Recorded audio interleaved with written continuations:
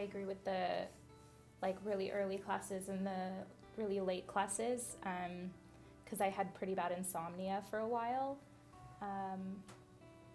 So that was just really hard. Like when I can sleep, I want to. So then if I have class at the times when I could be sleeping, a lot of the times you just miss because it's like so hard to sleep, like when it's gonna happen. You just take advantage of that. Same with things like changing medications, so then you feel sick for like an extended period of time because you're adjusting to the new side effects.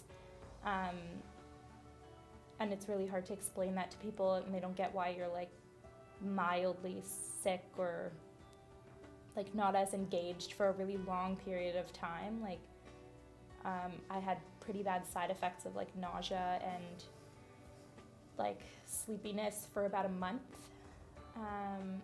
So then you just kind of fall behind. Students and their textbooks. Personally, I have had a lot of issues having to carry a textbook around with me to class, to school, whatever, if I'm studying with it. But other students have had issues with textbooks for other reasons, including finances or trying to follow the logical layout of a textbook, which might not be logical to that person. And so I would often arrive at class in a lot of pain because I'd have to be carrying the textbook around for long periods of time.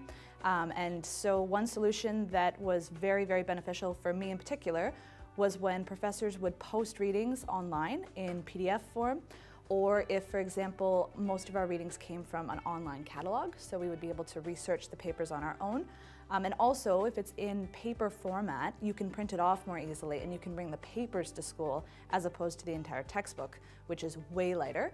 So yeah, in terms of barriers, textbooks I feel like still present this big barrier that hasn't been addressed, and I think that it's something that could be quite easily addressed if we just committed to it.